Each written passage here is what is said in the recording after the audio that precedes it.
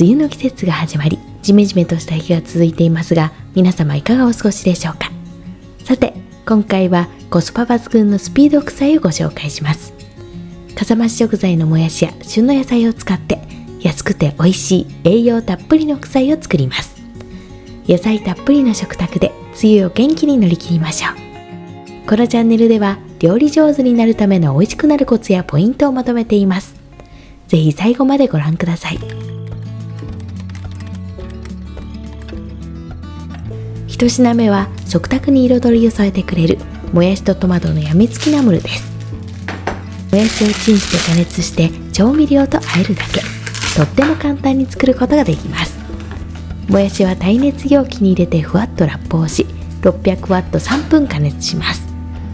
ミニトマトは4等分に。大きなトマトでももちろん作れるけれど、甘みがギュッと詰まっているミニトマトで作るのがお気に入りです。ジメジメとした梅雨には爽やかな大葉がぴったり。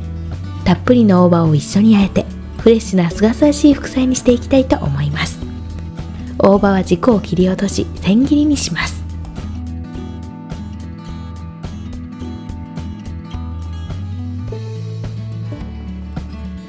電子レンジでチンしたもやしは粗熱を取り、もやしから水分が出てきているのでペーパーでしっかりと水気を拭き取ります。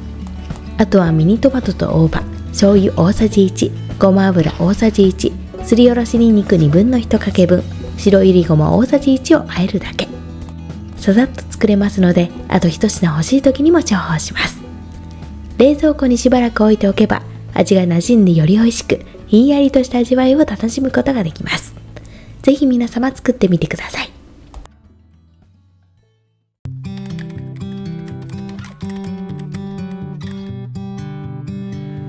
2品目はピーマンのおかか和え。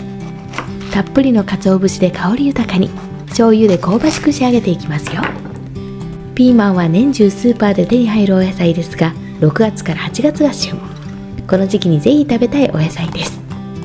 ピーマンは繊維に沿って縦に細切りにすることでシャキシャキとした食感を楽しむことができます。逆に繊維を断ち切るように切ってあげるとほろ苦さを味わえます。気分によって切り方を変えると面白いかもしれません。フライパンにごま油を熱し、ピーマンを中火で炒めていきます。ピーマンに含まれるベータカロテンは脂溶性ビタミンなので、ごま油で炒めることで吸収率がアップします。美肌作りや紫外線対策にもおすすめですよ。ピーマンがしんなりしたら醤油小さじ1と鰹節 5g を加えて炒め合わせたら完成です。梅雨のだるさを吹き飛ばしてくれるような副菜です。ぜひ作ってみてください。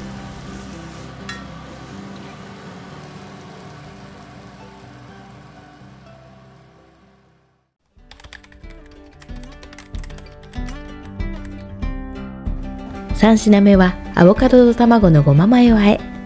クリーミーなアボカドは卵と相性抜群。香りのいいすりごまをたっぷりと使った副菜を作っていきます。アボカドは森のバターと呼ばれているほど栄養がたっぷり。皮と種を取り除き 1.5 センチ角に切ります。アボカドは切ると断面が茶色く変色してしまうので、レモン汁をかけておきましょう。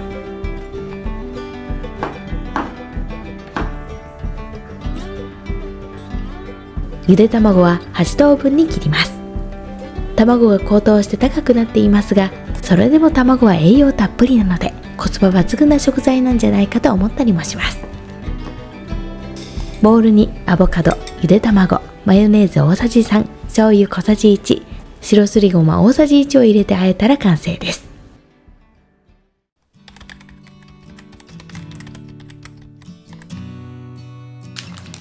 4品目はちくわのごま酢和え。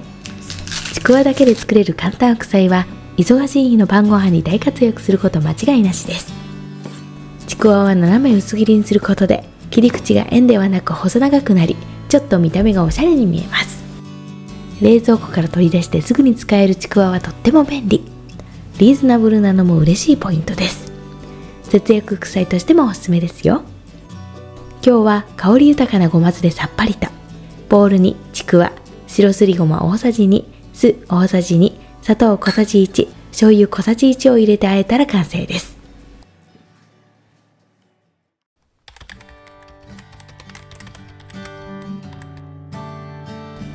残り2品はきゅうりを使った副菜をご紹介します。まずはきゅうりの塩昆布和え。きゅうりは麺棒で潰すのが定番ですが、私はいつも手で押して潰してしまっています。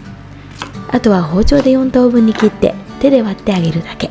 手で割った方が断面が粗くなり、味がなじみやすくなります。調味料はとってもシンプル。塩昆布 5g とごま油小さじ1を和えるだけ。きゅうりのパリッとした食感が美味しい副菜の出来上がりです。夏らしい副菜でとっても美味しいですよ。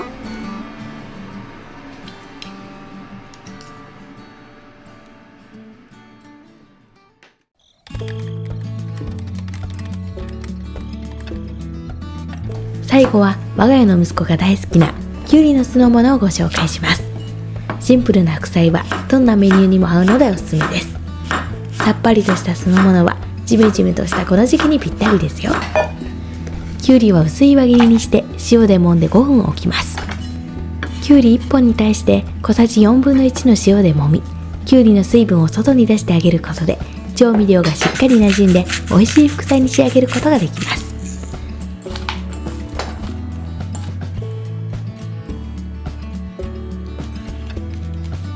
ボウルに酢大さじ1、砂糖大さじ2分の1、白いりごま小さじ1を入れて混ぜておきました。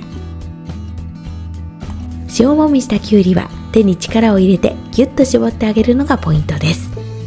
今回はきゅうりだけで作っていますが、わかめやみょうがを入れても素敵です。さっぱりとした味わいなので脂っこい食事の箸休めとしてもおすすめです。ぜひ作ってみてください。